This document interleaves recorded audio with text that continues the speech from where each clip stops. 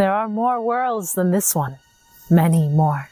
Have you ever woken up from a nightmare thrashing and screaming? The experience was so real that your physical body got involved. You were sweating, crying out, your heart was racing, and yet you weren't actually being chased by a monster, were you? Nothing was really happening, at least not in ordinary reality as we know it. But something was definitely happening somewhere, and it was powerful enough to have a very real effect on you here and now. There are many names for this non-ordinary reality. The Dreamworld, the subconscious mind, the shadows of the soul, or simply non-ordinary reality. And it's not always dark and scary. It can, in fact, be quite magical. We access non-ordinary reality all the time, and almost always not on purpose. Dreams are only one door to non-ordinary reality.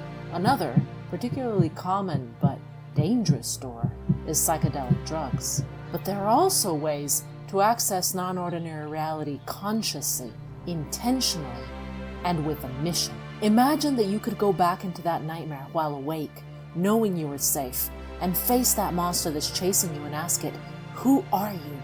What am I running from? And perhaps most importantly, you could ask it, what do I need to do to be free? In Indigenous cultures throughout the world, navigating non-ordinary reality is the main role of the shaman. And there are so many different ways to do it, so many doors.